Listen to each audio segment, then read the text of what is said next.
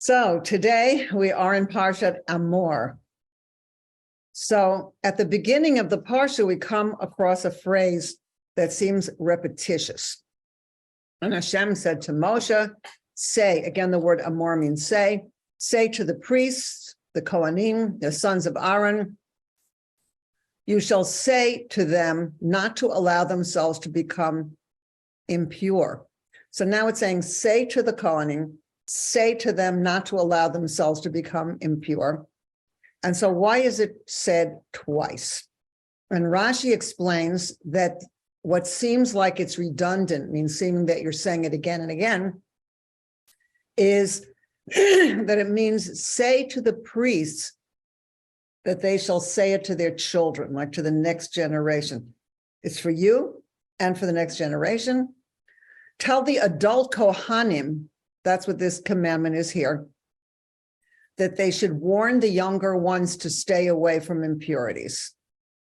Now, as the ministers of the Holy Temple, the Kohanim were privileged to have been given a higher degree of sanctity, of holiness. And as we learn, privilege always comes with responsibility. And one of their responsibilities was to keep a strong level of purity. So how were the Kohanim supposed to learn this? They were supposed to learn it from their fathers, who were supposed to teach it to their sons, who were going to be serving in the Beit HaMikdash.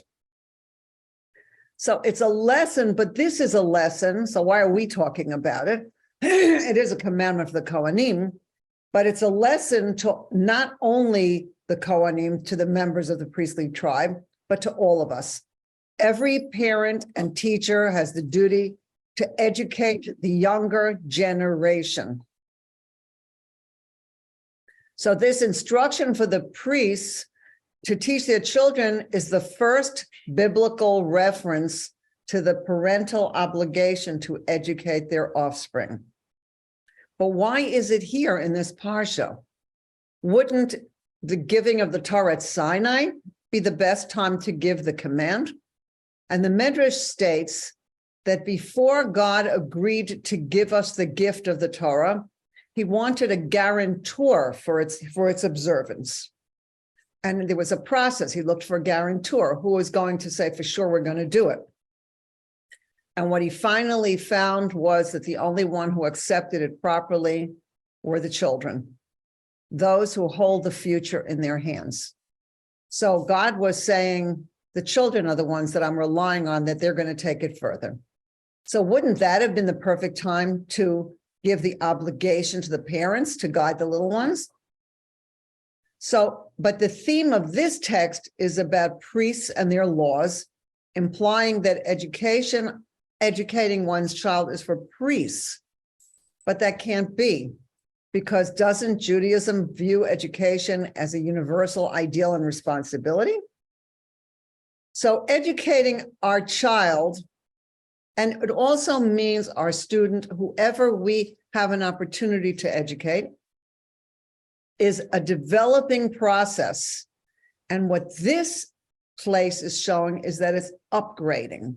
It's not you just educated them once, now they know it, but you keep upgrading what they need to learn. So that's what it is, because the priests will go to different levels of where they are available for work. And so at different times, they're being told different things. Now, the parents are responsible to teach their children right from wrong, giving them the basics of education. And that's a given in Judaism. This is what we teach. And part of our inheritance comes from our forefather Abraham. And that God said, I cherish him because he commands his sons and his household after him, that they should keep the way of God to perform righteousness and justice. That is how Abraham became the first of the forefathers, because God relied on him that he would educate the children and keep it going for his children. Now, that parents have an obligation to raise the bar of their children's education whenever possible is the surprise of this verse. So because it's said in for the priestly, it's not just once, but again and again, it's a parental obligation to raise their children to live developed Torah lives. So the Rambam, Maimonides, writes, not only the tribe of Levi, but every human being who desires and decides to devote himself to the service of God becomes sanctified to the degree of the Holy of Holies, and he merits that his needs in this world will be like the Levites and the priests. So that means that every person who wants to can be a priest of God if they want to. And that means that if we completely dedicate ourselves to God, then God takes care of us. The priests they don't get land. Everybody else, all the tribes get land, but the Kohanim and the Levites don't get land because their job is to serve God. So what does education mean? That we are creating that desire. We're creating the desire for the children to want to serve God. We're creating the desire in the children that they should understand what is important. Otherwise, how do they know? How can they tell? We spoke about this once before, that the previous Rebbe asked his father, why do we have two eyes? And then his father said, the right one is for seeing Jews, Torah, good, meaningful, and the left eye is for looking at candies. Now, something you have to know is that right means expansive, yes, and left means boundaries and sometimes no. So what his father was telling him was, you don't look at everything the same way. Something could be really meaningful and important in your life, and something else could be not really. So that is an education. And here what we see is that a moment came up and it was an opportunity to educate. So sometimes, and what's very interesting is that sometimes a child asks a question and we have an opportunity to give an answer that is what you want to say. And Rabbi Manis Friedman once, when he told this story, he said something very interesting. He said, you think his father just came up with that answer? No, there was something his father wanted to teach his son, but he wasn't exactly sure how to teach it. So he waited until the right moment came. And the right moment came when his son asked the question, and then he put it into the terminology of the question. And we see that what this means is that sometimes we have an opportunity to educate because the opportunity comes up.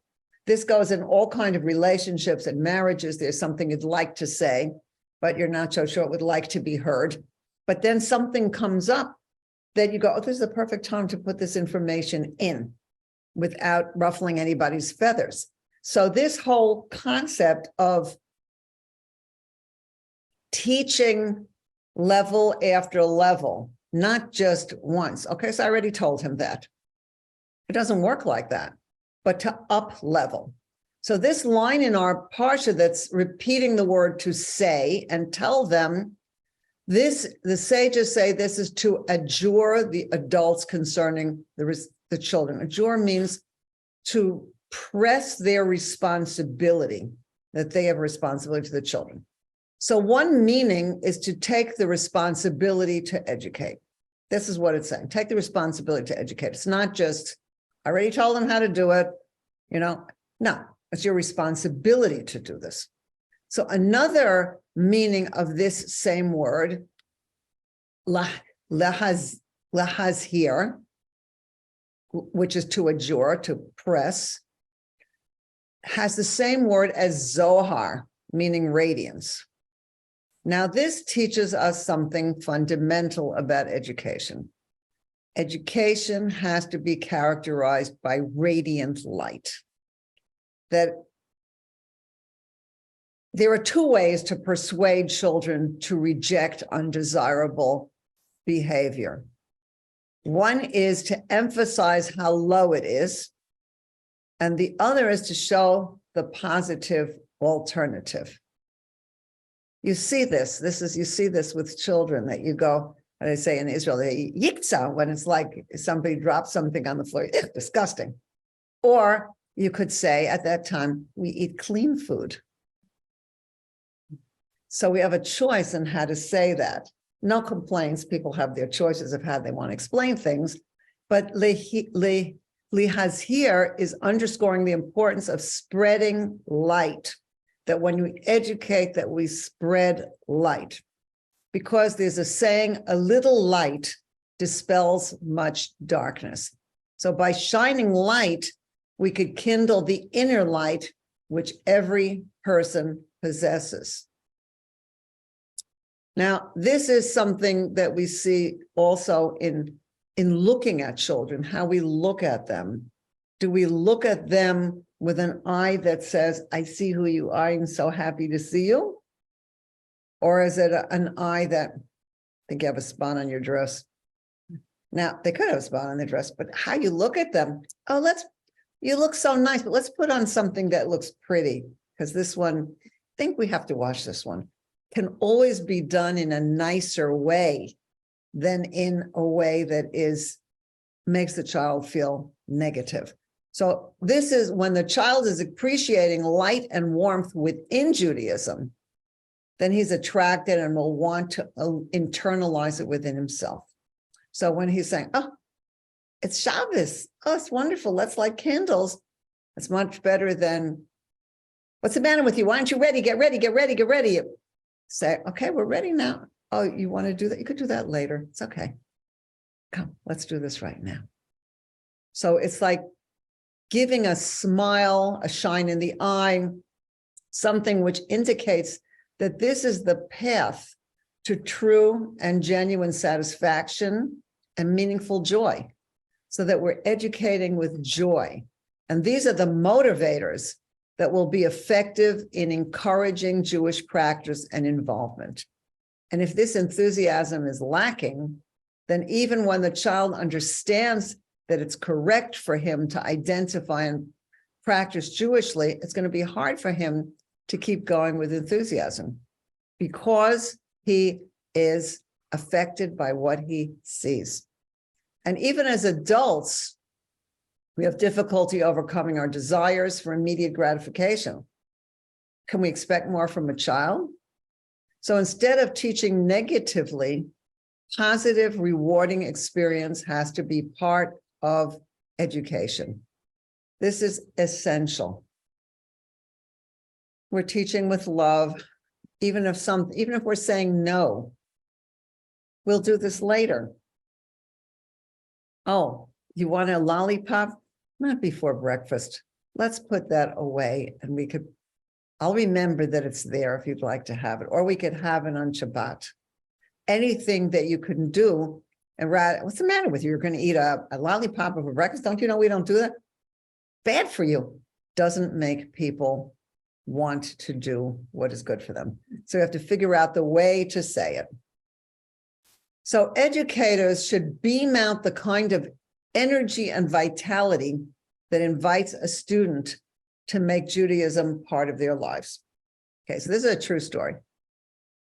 A knowledgeable young man with good teaching skills once asked to be accepted as a teacher in a Torah school. And the principal was very impressed by his resume. But after meeting him, the principal decided not to hire him. And the young man was very surprised because he had such a good resume. And so the principal added, quite obviously, you have studied a lot and you've mastered a lot of information, and you're also a good communicator. But there's one difficulty.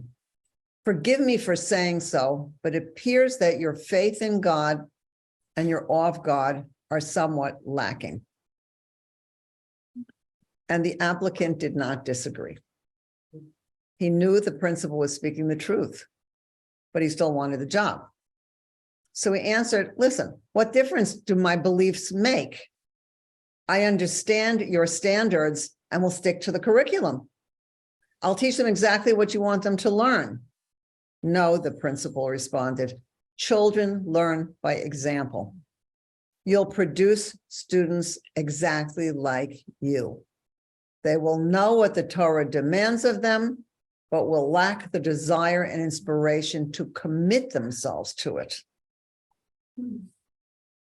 This is very important in choosing teachers and in recognizing that we have to educate ourselves so that we really mean it, that we're really committed. Because if we're not really committed, it's just something on the outside, and they see that it's on the outside. So that's something that we have to work on.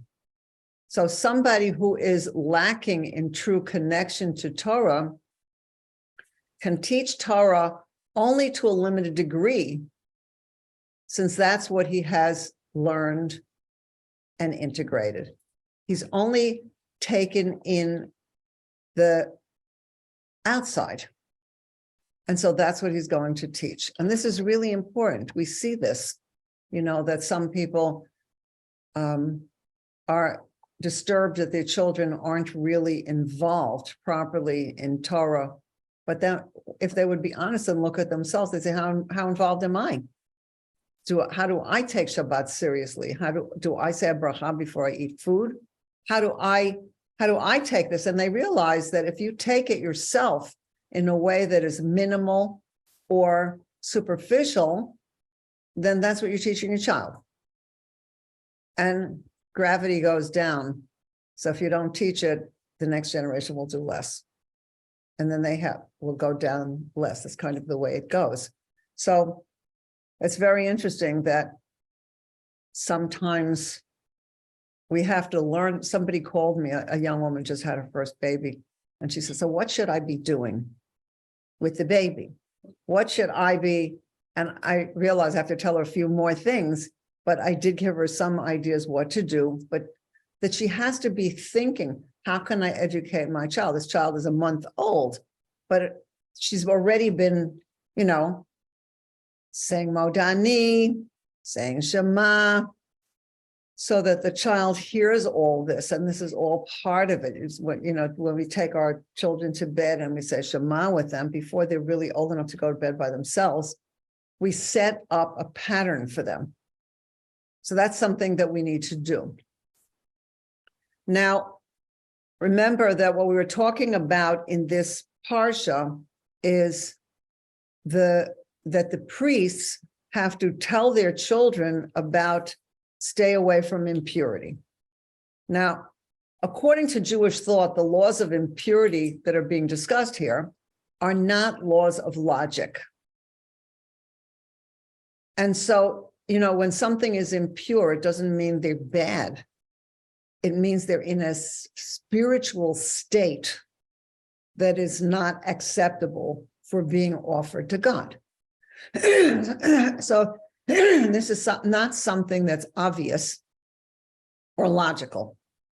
So they represent the aspects of Judaism that are supra-rational, meaning beyond what we understand with our minds only.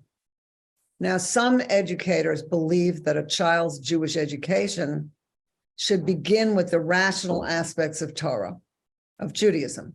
And only as the child grows older should they be taught about God's miracle of splitting the sea after having left Egypt, or the talking donkey of Bilam, because their rationale is to avoid overwhelming the children with ideas that are beyond their frame of reference and experience. How are they going to get the frame of reference and experience? It's very interesting that children, babies, see a lot more than what you think. They sometimes look around you. They see like auras and lights around you. You can see them looking all around you, and they're so pleased by the colors. And then the society teaches the child, no, there's nothing there, no colors. And then they get pulled down and they stop believing in themselves. And that's not how we should educate. They say, colors. That's so beautiful. What colors do you see? Colors. And then you teach them about colors.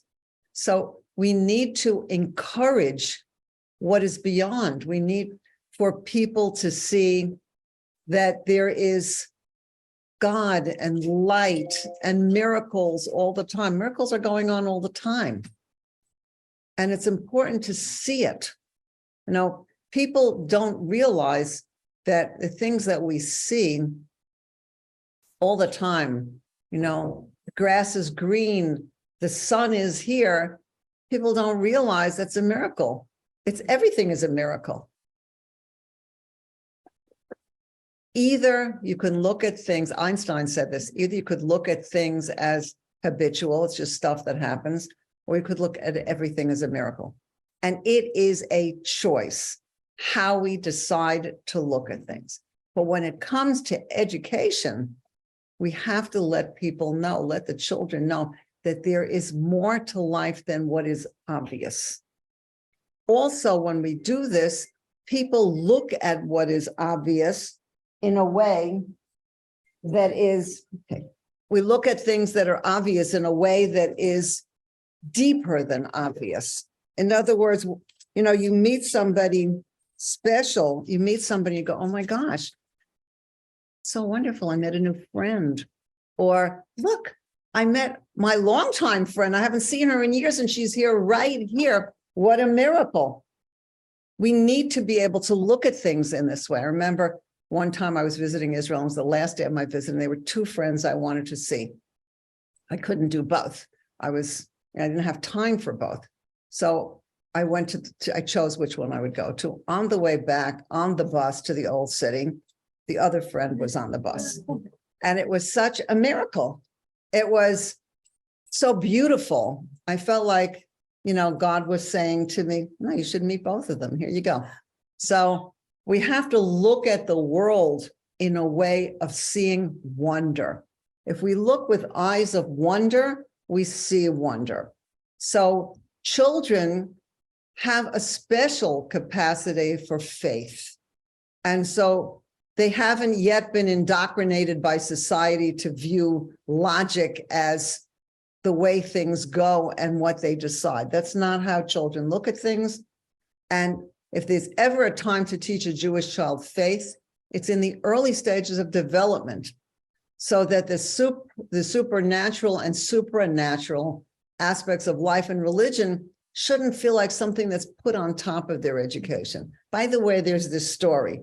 No, that what's real and deep needs to come right away when they're young, so that that's part of how they look at the world. This was so important to one Hasidic Rebbe that his children began their education by studying the miraculous aspects of the Torah, that when he found out that his children's teacher had skipped the account of the creation, he had him replaced. Because the people who want to teach everything logically introduce God through the mind, not the soul. And they're essentially declaring that logic is the basis of the Jewish faith, and not that faith is the basis of Jewish logic. So faith is the basis of Jewish logic. And how we learn affects how we live. Now, obviously, this goes for us as well as the children, because we're also learning. And the Rambam writes, just as a wise man can be recognized through his wisdom and his character traits, because if he's wise, they set him apart from other people. He's more wise, but these qualities also need to be recognized in his conduct. You have to see it in his behavior, that his wisdom isn't only up in his head, but his wisdom is in everything that he does, in how he behaves. And that it's very interesting. I read someplace that a chassid, and that means that anybody who is working on himself and improving, you should see that this is who he is through how he eats, how he sleeps, how he walks, that you should see that he's developing himself and going forward in life in every single thing that he does. So the Rambam's intent is that the Jewish approach to knowledge has to be more than theoretical. Instead, a person's knowledge has to shape his character. So what we learn has to come into us and affect us, and more importantly, influence our behavior. And that is what distinguishes a person as being really wise. So this approach gives us a definition of who a Jewish educator has to be. He's not just a reservoir of information. He's a person whose Torah knowledge has been internalized to the point where it has shaped his character and invigorated him with joy, direction, and purpose. When a person sees such an individual, he's anxious to learn from him, and he's looking for the opportunity to do that. Now, the implication is that the command to educate has to be based on our own service of God. How can we educate if we have nothing to say and if we have no behavior or example that gives anybody anything?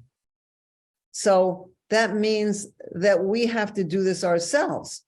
Now, education should not be looked at as an additional obligation beyond our own divine service, another thing that we have to do, but rather as a natural outgrowth of that service. So sometimes just being in the house, the way that we are affects the husband, affects the children. They see who we are and how we do things and what we are. And that can affect them more than saying it. So we have to be who we have to be the educator and live as an educator. So we ourselves need to learn Torah in ways that light ourselves up. How can we light up other people if we're not lit up ourselves? So we have to light ourselves up also. That's what I want to talk about right now. Now, in this time between Pesach and Shavuot, we're counting the days of the Omer. So each day is guiding us through an aspect of ourselves that needs to be purified and sanctified. And each day needs to be counted. The word for counted is lispor.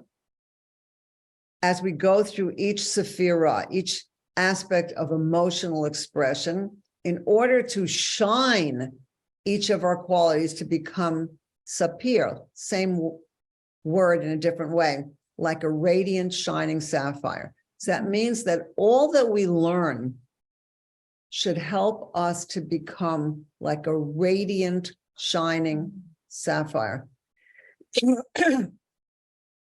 It's interesting that the word sapphire is used in the Torah for the prophets use it as the throne of God is made of sapphire.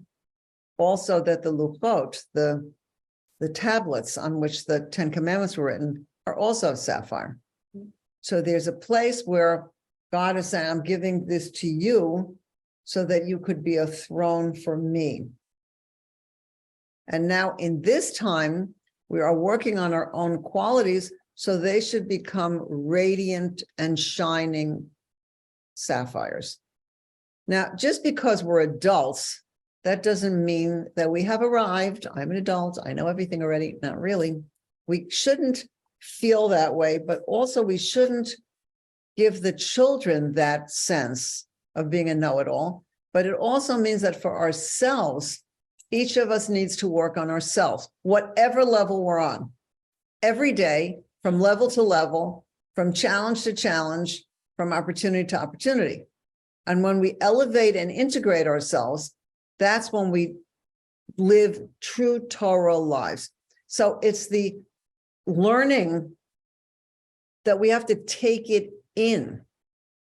So when we learn something, for me, myself, I don't know, not everybody does this, but I write in my books and I underline. A lot of people don't do that. But for me, I underline something that I want to look back on, or you can write it down, or you could just sit there and think about that. Because if there's something we learn It's not enough that we learned it and then we close the book and it's over, or we heard the class and it's over. I feel that everybody has to take something that they learned, either what they saw and read or what they heard, and say, I need to work on that. Because that's the only way that we take it in. It's very, very important. In Parsha, in Vayikra, there's a question that Rashi asks, why are there spaces in different parts? The Torah is, there's the Torah, and then there's a space. And then it starts again. Why would there be a space? And it says, so that Moshe should be able to rethink and integrate what he just heard. Moshe is the biggest prophet that ever lived or ever will live. So he has to think about it. He has to review what he learned. Well, apparently he does. And so the Torah was made like that, that there should be room for review. So when we integrate what we learn, then we also shine ourselves like sapphires.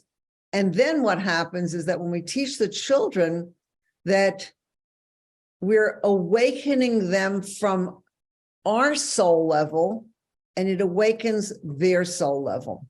It's not just rational information. So teaching should come from deep inside us, and it reaches inside them. And then their souls light up. So when we teach from our inner being, our own souls light up, and then we get it in a new way. When you teach something, you're also in the class, so you also hear it. So when you teach it, you hear it better. And even with the children, with something small, that when we say, you know, that's something you could do later. Now it's time to light candles. Let's do that. This is what we need to do right now. We are telling ourselves, maybe we have to let them know 5 minutes earlier. So if there's something they need to do, they could do it. So it's a mentality of, I'm learning that maybe I should have done it a little differently. So that next time we say, okay, now we have 5 minutes. If there's anything you need to do, now's the time to do it. Okay, let's put things away. Or you might say, maybe I need to let them know 10 minutes before. But we're working with it as we're experiencing, we're learning, and then we're able to give it over in a different way. And this goes for all of our communication.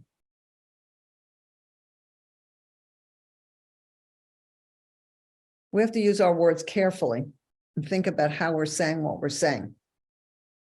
And very often people say things that should not be said that way. And the children hear everything and the children see everything.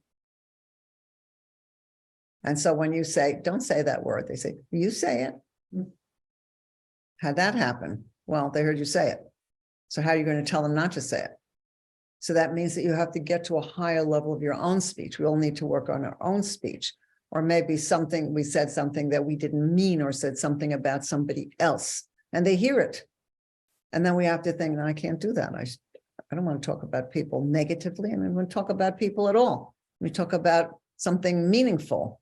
So everything that we go through step by step gives us an opportunity to educate on a higher level. So when a person is studied to the point that the Torah has become part of his inner being, its godly power will fill him with life and light. And then he'll naturally become a teacher, because other people will watch him and try to emulate his way of life. So the guidance to educate the children comes from the commandment to maintain the purity of priestly children. And this is relevant at any stage of education. And we also need to know that not everybody started out as babies whose mothers said, let me see how I can begin to educate. Some people learned later. Among them were Avraham, whose parents did not teach him how to live in a Jewish way or in a Torah way. Moshe, he grew up in the palace. Rabbi Akiva, Onkelos, these are people who became great masters of Torah, and they learned later. So God himself, how did he start to teach us in the Torah? He started by teaching us Bereshit, the creation, what he did. In other words, he began with something awesome and supernatural.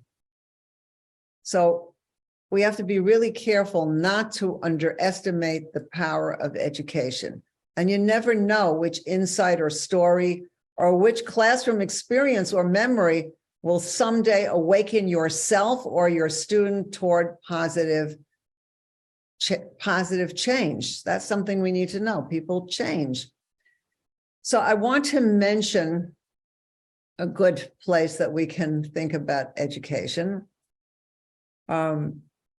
which will help us to upgrade our own vision for our children. Here we are in the month of Iyar. And in 2 days, it will be Pesach Sheni. What is Pesach Sheni?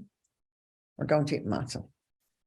There were people who, after the first year when everybody ate matzah and everybody went out of Egypt, then what happened after that was later on when they offered in the tabernacle or they offered in the Beit HaMikdash, they had the Pesach offering. Some people couldn't do it.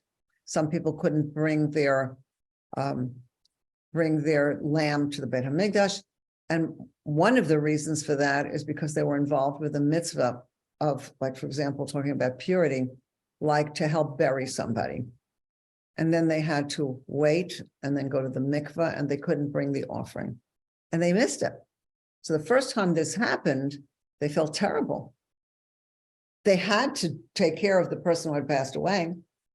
They wanted to do the mitzvah of bringing the korban Pesach. They wanted to do that, and they couldn't do both. But they were the person who had the responsibility to bury the person that needed to be buried. So they couldn't do the other mitzvahs. They were very unhappy about it.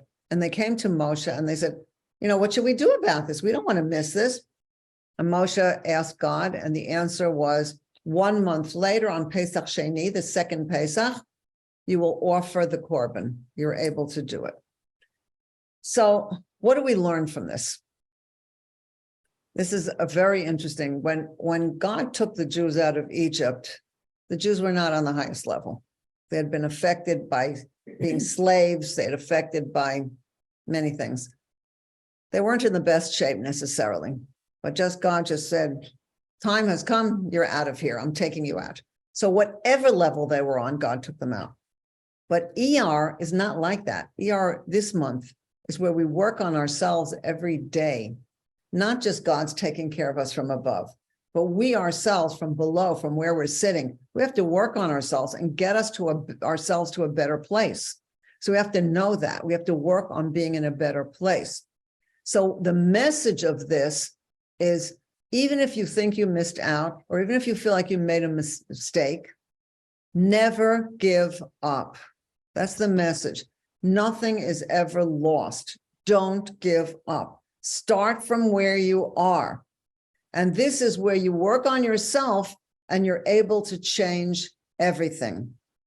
So we had both. If you bring it the Pesach offering, the first time is God is taking care of you, just show up.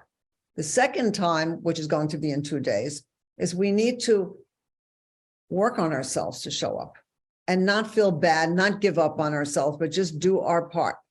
Now, when the children see that we're working on ourselves, that we're counting the Omer, that we're saying now is the time to work on ourselves and change ourselves, which is really all the time we're supposed to do it, but it's a special time and it's going to be Pesach Sheni, and we're going to have matzah. Not enough to just say, I'll have my matzah with my coffee when I have a spare minute, but to include the children, to include the people of your home, to say, this is important, let's do this together. In other words, this is conversation. We need education with conversation. It's going to be so special. I remember when the different holidays, Tu B'Shvat, the new year of the tree, I would have fruits on the table and tell the children, well, look, it's Tu B'Shvat, and sing a song.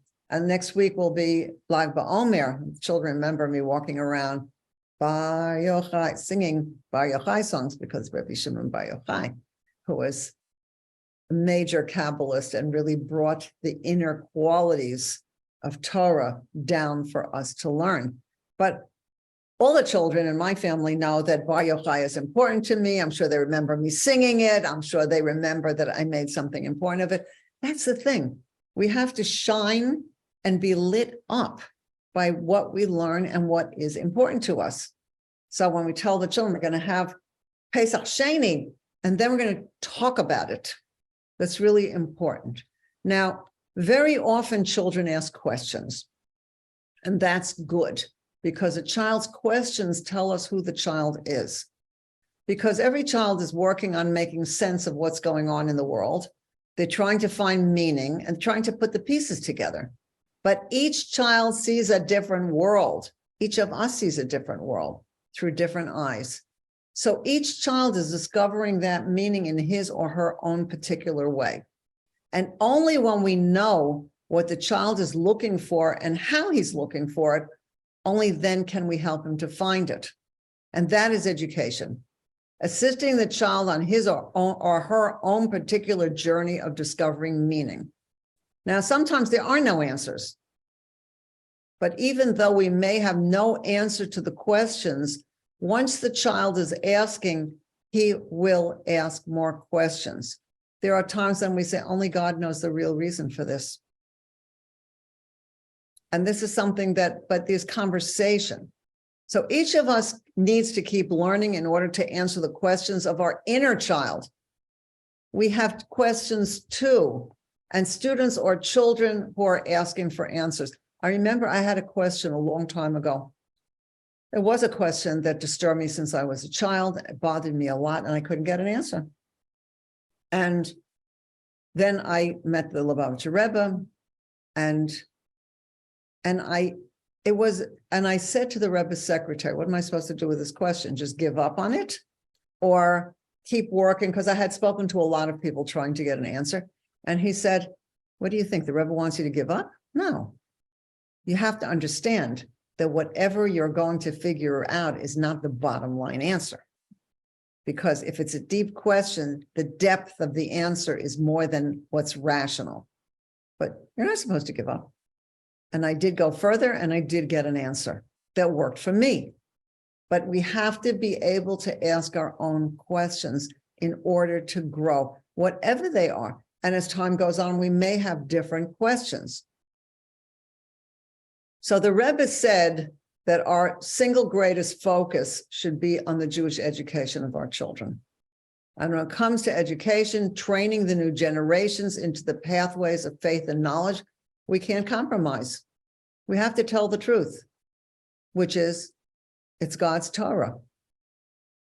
Our children need to learn true Torah. So here we are, we're approaching the festival of Shavuot, few weeks, which is celebrated as the anniversary of the divine revelation and the giving of the Torah at Mount Sinai. And this divine gift and our acceptance of it is an everyday experience. And the festival is meant to stimulate every one of us to an even stronger commitment to its teachings and imperatives in our everyday life. So when we're getting the Torah, we get the Torah new every day. That's something each of us needs to do, to look at everything as being new. God is giving us in a new way. This halacha, this law, is something I need to look at in a new way. Whatever I learned from the children, I need to look at it in a new way. And with the same enthusiasm as when the Torah was received for the first time, or in the words of our sages, each day the words of the Torah should be as new to you. In other words, everything should be new all the time. So even when we learn the Parsha that we learned last year, we are new. The revelation of the inner dimension of the Parsha is new. And the opportunity to integrate the Parsha is new. And we realize that there is continual recreation, which gives each of us the opportunity to learn, to teach, and to bring our mission further. New days, new generations, bringing our purpose shining forward, always brighter. So every moment, recreation is a new creation. Nothing is old. God makes us new every moment. And here is our responsibility to learn and to do. Okay. May each and every one be blessed.